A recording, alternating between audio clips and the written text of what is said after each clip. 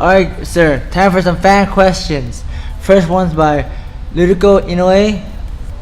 Who is your favorite JMMA fighter if you have one? Sakuraba. It's got to be Saku.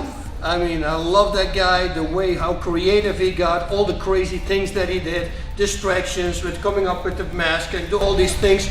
You know, get inside the people's head. Miyamoto Musashi, you know, the greatest swordsman in the world ever lived, never lost a match, had one draw, but the rest, he would fight guys with a stick and they had a sword and he would beat those guys. So that's how good he was.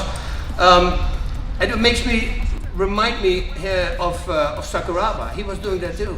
You know, coming up with three guys all wearing mesh, you didn't know who the real Sakuraba was. You think you're doing that for fun? No, it's all to get inside the opponent's head. It's a very smart thing to do. And Miyamoto Musashi would do those things as well. I would also, they have a very long entrance. You know, like wait literally 2 minutes. The Japanese, the production would scream at me, you gotta go now, you gotta go now. I said, no, I'm not gonna go.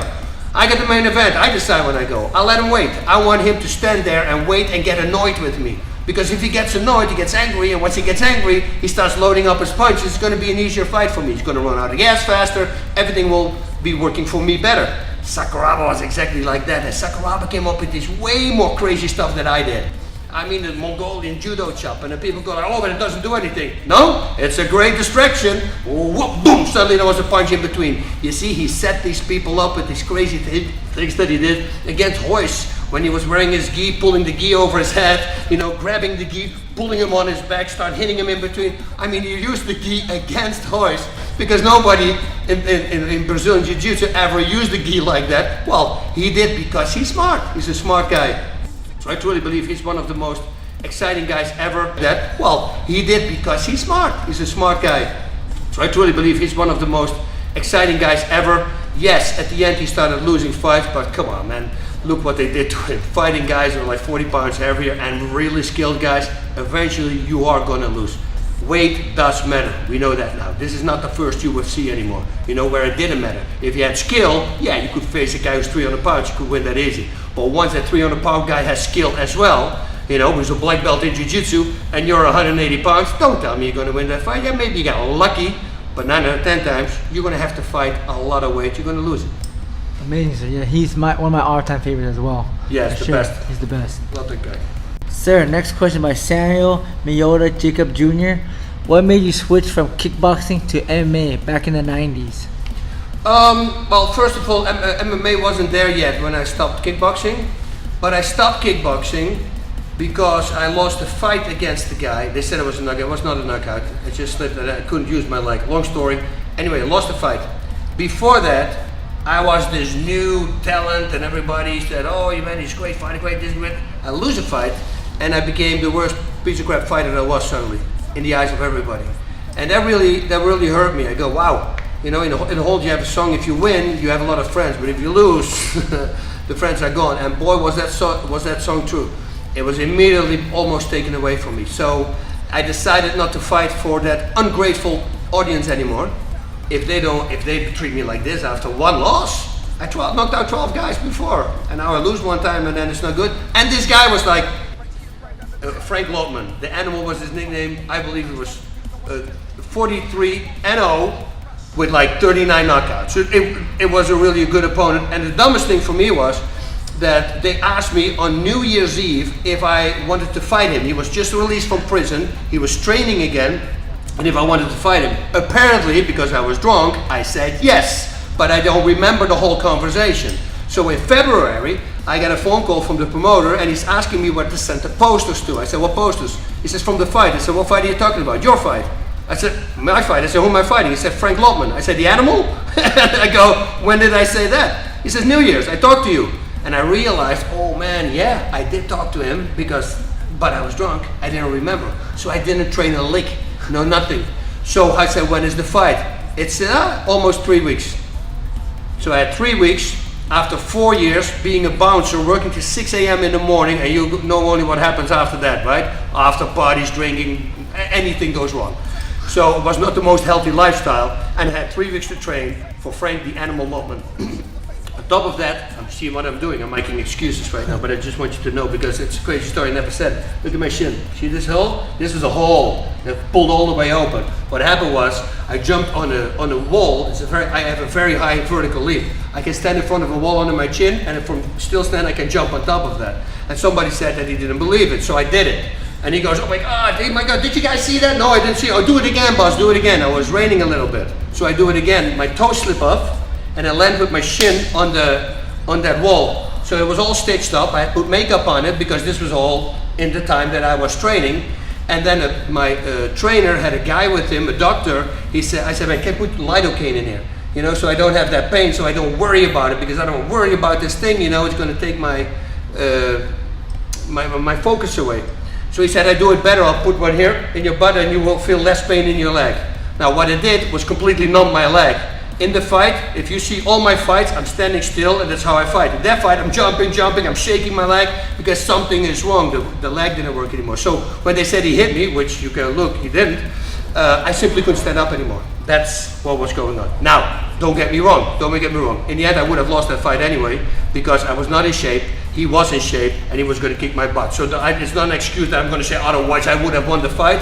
I'm just saying what the outcome was not what you think it was. Amazing. Sir, next question by Kevin Tran. How do you think you would stack up against the current light heavyweights and heavyweights of today? I will get my butt handed to me. Listen, look at my arm. It's gone. You know, I have 4 neck surgeries. It's all gone. And even when this was still working, I'm 53 years old. Let's be honest here. Yeah, I can do really good in the first 5 minutes, but eventually, stamina, youth, everything is going to take over, and technique. You know, I haven't been training since my last fight, which was in 2006. So 12 years I haven't trained. I train, but I can't do martial arts anymore. If I'm on my knees, I have no cartilage on my kneecaps. Kills my knees for the week I can't walk. So, and then I had 4 neck surgeries with all plates, and my doctor says, oh, if you want, you can fight with it. I said, no, doc, I beat up my body enough. Now it's time to give my body rest, and I just do pull workouts, and I kick. I still kick. I like to kick it back really freaking hard. I do that for stamina. So I'm pretty sure I'm still good, but nothing compared to these guys out there right now. I would never fight at heavyweight. I'm like walking around 205 pounds, 210. You know, I've always been that weight since I started fighting, so I'm still that weight. Maybe even when I would think, well, go to 185 if I would do that. But I'm a big believer of keeping your body happy. You know, give it all the nutrition. I'm beating it up in the gym every day, 2 times a day already. You know, give it everything that it wants. If you start dehydrating it, it's never a good thing. Dehydration, most of the time, those are fighters who lose, and then they never blame it on themselves. It's always because their opponent cut more weight and he was strong. It's not because of that. Come on, it's with the 3-4 pounds extra that he had, it's none of that. It's your technique sucks. Brush up on your technique, get better there. That's what I'm saying. Keep the body happy. So yeah, I wouldn't do well in today's atmosphere. Street fighting, it's a different story, but they're angry too, and they can do a lot of stuff too. They always think that mixed martial artists lose against a street fighter because they can poke your eyes. I go like, you think these guys cannot do that? We can do better. We have better aim, better stamina, better everything. So I can be really mean there, but come on, man. Let's. I gotta face honesty here. I'm not gonna win that. How about your prime, sir, when you were fighting the Pancrase days? My prime, I think I would do really well because, like what I mentioned to you, I had pretty much only one training partner. You give me no injuries, putting me back at 28 years of age, and now I go train with all the badasses that are out there. Well, you will pick up some skill, believe me that, and then that's a different animal. I felt really good. I could do 9-1 arm pull-ups. I was very freaking strong. So going from this happening and not be able to grab the milk out of the fridge, I had to mentally learn how to deal with that. It was a very hard thing for me to overcome. But now my hands still, I couldn't snap my fingers, couldn't do that for like 6 years. And now I can grab again. So I'm already happy. And you know who made me happy again? Nick Newell. Nick Newell, the guy with congenital amputee, with a half an arm. Look at this stud, man. The guy's unbelievable. I mean, he lost like only 1 fight. From all his wins, let's say he has 14 wins, he finished 12 of them. The guy's an animal, and he has no hand.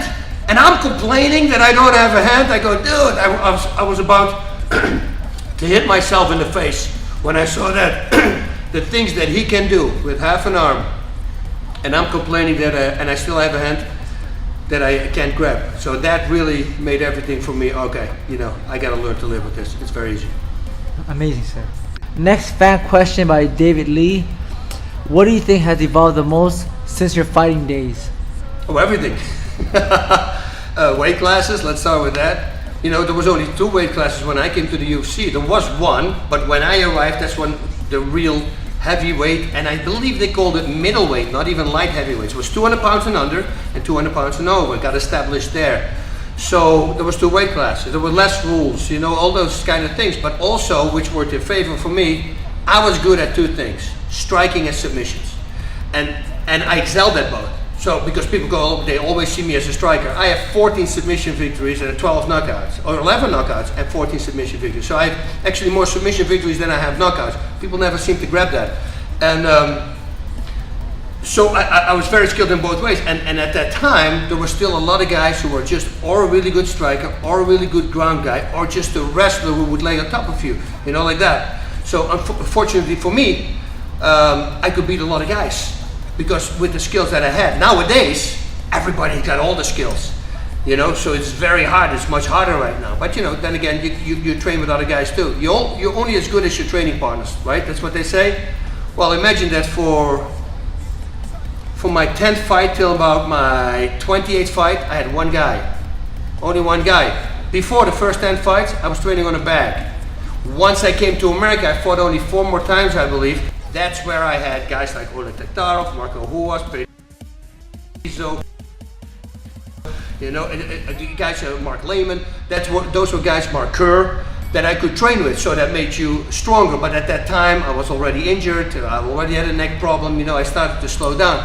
So, fortunate for me, it worked perfectly out. You know, nowadays, stamina, I love it. You know, I got so offended in the past when people would run out of gas. It's your job. You don't run out of gas. Like a painter who comes to your house and he doesn't have enough paint to paint the wall. Makes no sense. It's your job to bring enough paint. It's your job to bring enough stamina. You know, and I understand some fights are really hard, yeah, but then your opponent will have it really hard as well, and you got both slowed down. But if one guy is just tired, you know, I say you didn't train. Maybe focus not as much on eating, or maybe focus not as much on power training. Those guys who need to be looking big, like, what are you doing? You're not weightlifting, you're fighting. Go fight, you know, go run some hills, sprint hills. I did everything in my power to always be the best guy in shape, because I lost one time in Thai boxing because I wasn't in shape, because I couldn't train, had an infection. I got locked up for a couple of days at the police station, and 2 days before that, they released me. I shouldn't have fought the fight, but I did. And that experience, I never wanted to have that experience again, let me tell you that. So that's what I hammer in here at my gym to all my students. Make sure stamina. Yeah, but for amateurs, only 2-minute rounds. You're going to be very tired within 2 minutes. I'll guarantee you that, because the first fight's not going to be here like in the training. It's chaos. You have pretty much any fighter, well, you two and them, right? The first fight that you have, I had no clue what I was doing. I remember I dropped him with a spinning back kick to the liver, but how I did in the rest, I have no clue. It's just chaos. All the fights in Pancras, I can go through you. I can exactly tell what I did at that moment. I know exactly what I did. First fight, you don't know that. Some fighters, but they're very special if they're that, and I'm not that special. So everything improved, striking, stamina, wrestling, everybody pretty much knows everything right now. So they're much better fighters than they were in the past. But unfortunately for me, we didn't have those guys from now over there. Thank you, sir. Amazing. Next question, sir, by Dean Padua. How did you get the nickname El Guapo? Okay, so I don't know if you remember, but maybe not when it's a young generation, but I used to call myself the most handsome fighter in NHB, no holds barred fighting. That was what they called it at the time when I was competing, NHB. And Bruce Buffer would literally introduce me when I would be a guest at an event. He would say, we have in the audience the most handsome fighter in NHB, Bas Rutten. So there was always this funny thing. I would also just mess with people. I say, I'm the handsome guy. Which is a joke, of course, because I had some guy, you think you're handsome? I go, come on, man, it's a joke. One of my favorite movies is The Three Amigos. It's a comedy, love that comedy, and the bad guy in that movie, his name is El Guapo. So what happened, we were in 2000, I believe it was the Pride Heavyweight Grand Prix, which Coleman won, and we were always staying at the Tokyo Hilton Hotel, the best hotel in Sengoku, I believe it is. Every fighter will tell you that's the best breakfast you're ever going to get on the planet. It was so good. Everything you want, whatever you want, they will have it. Everything is fresh too. So all the fighters were getting that. It was a big thing. Breakfast in the morning with all the fighters laughing, everybody having fun. And Ken Shamrock was there with his ex-wife, and she's from Mexico. She's Mexican. And then Coleman was there, Kevin Randleman was there, and some other guys. And I believe in 2000, so there was still Stephen Quadros was there as well. And I'm talking about that movie, and suddenly I look at her, I say, were you from Mexico? Yeah, I said, what does it mean, El Guapo? She says, that means the handsome. And I go, the handsome? Oh, that's funny, you know? So it was, I believe, Kevin Randleman who started it. He got up from the table after we were done, and he says, okay, Guapo, we see you later. And that was it. Suddenly, Coleman started calling me that, naming me that, and then everybody started calling me Guapo. Hey, Guapo, what's up? And it came from that story from Tina Shamrock. That was her name. Wow, amazing. That's cool. This is the last fan question, sir. At your age, can you still do the jumping split? And if you can we see it, please, by Mayumi Tanaka? You know what? If I could jump, I could still do it. I'm pretty flexible. I stretch pretty much every morning. I will be not complete in the splits. My feet will be here, and my belly will on the ground, be flat on the ground. So I'm pretty limber. So I could do it, but the no cartilage on my kneecaps is extremely painful when walking stairs, sitting down, standing up, and especially jumping. Once I jump, it's like the kneecap slaps in there. It hurts a lot. One knee is bleeding bone marrow, they say. So it's bone on bone. It's just grinding. We're gonna have to find something for it. It's really hard. I don't need anybody, you know, because everybody says, oh, you gotta do stem cells, you gotta do this. No, you can't. You'd really think that I didn't check that out. I checked out everything. I mean, I went to Panama to do stem cells. I've been in Canada. I've seen like 12 doctors over here, all the highest level doctors. So no, there's nothing that they can do about the kneecap. Now, if you don't have cartilage in the other part of the knee, that's an easy fix. I thought exactly like everybody else was thinking, oh, the kneecap, that's going to be easy fix. It's the worst problem in the knee. It's the only thing they can't fix because they can't take the kneecap out. They can, but then you don't have a kneecap. They can't put it back in. So they're going to have to find something they can put on the kneecap that never comes off. And they have Teflon. Oh, why don't you do that? Because they're going to have to drill a hole in the kneecap. And if they drill a hole in the kneecap, it becomes 35% weaker. Now, if I land on my knee and I break my kneecap, you don't want to have that. Alatrash, who's a really good surgeon here at Curl and Joke, he said, boss, that's why the mafiosos break your kneecaps, because it will never be good again. So you don't want to do that. Don't drill the hole. Just wait. Technology will come. So I'm just waiting for it, and hopefully we can do it. And once I have the new knees, Yumi, I'm going to make the Bas Rutten jump kick. Even when I'm 60 years old, I'm a freak. I know I'm a freak. I can still do it at 60. I promise. Amazing, sir. Amazing. All right, guys. Thank you very much, Bas Rutten, for giving the opportunity to do this awesome interview with an excellent, awesome, true legend in mixed martial arts and Japanese martial arts. He says, I watched him since I was a kid, guys. He says, awesome. Thank you so much. Yay! Bas Rutten! Thank you so much. Yay! Look at this guy here. Bye, guys. Boom. I commentated on your fights. You did. I did. Right, hey, guys. How you guys doing? Thank you so much for watching this episode of the Nam Phan JMMA Show with the legendary, man, my hero, El Guapo, Bas Rutten, guys. Yeah, you guys know, man, I remember, I think it was probably before I even started jiu-jitsu, or even started fighting, for sure. Before I started fighting, I see this guy on Sure Dog, and when Bas was fighting UFC, you know, I think the very first fight I saw him fight, it was before he fought Pancrase. I think it was Yoshi Kosaka, and like man, a giant big Japanese guy, and I think he took Bas Rutten down, and like he maybe slightly downing the grappling aspect of the fight in the beginning, but Bas, you know, defended all submissions and was able to get up and eventually get the knockout. And I think if you guys follow mixed martial arts, he fought Ken Randleman, I think, in the finals, and beat Ken Randleman and became the UFC champion. You know, and man, this guy was amazing. You know, I used to watch him. And during the Pride days, when he was just commentating, you know, he was also very funny. And I was very lucky to get the opportunity to interview him today. And even after my fight, it was, I think I don't remember exactly which fight it was. I actually made my Strike Force fight, so I probably lost. Alright, well, sucks. But even though I lost, I went to dinner somewhere in San Jose. And Bas Rutten happened to show up. He goes, "Hey, Nam Phan, how you doing? Can I sit down?" And for sure he sat down with us, with me and my brothers and some of our friends.